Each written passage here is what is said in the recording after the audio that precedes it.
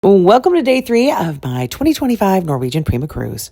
Now, my sweetie and I decided to sleep in and go to Indulge Food Hall for lunch. Now, my bestie was kind enough to snag us a really nice table, and we love the food here. My sweetie ended up getting the sausages. I ended up getting the beef kebab that I was crazy about, and these Singapore noodles, they are top tier. Now, this was a poor day in Costa Maya, and you guys know that as much as I love Mexico and I love Costa Maya, I enjoy staying on an empty ship.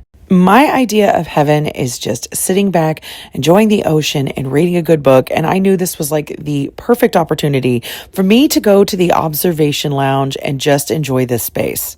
Honestly, I love the observation lounges on NCL ships. I think they are beautiful.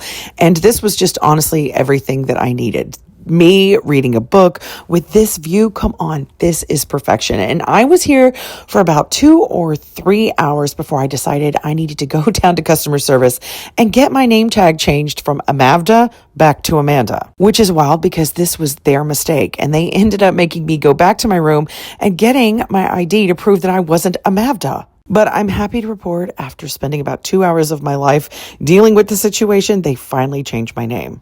Now, behind Starbucks on Norwegian Prima, there are these beautiful cozy chairs, and I ended up getting myself an iced coffee and just sat here for probably another 3 or 4 hours. By 8 o'clock, all of my group was back on board, and we went to the Commodore for dinner. Now, the night before, dinner had not been so great, so I was a little bit hesitant. I kind of thought, you know what, if it's really bad, I'm just going to order some Cagney's. But I'm happy to report the menu looked much nicer, and I decided, you know what, I'm just going to go with the classic New York strip steak.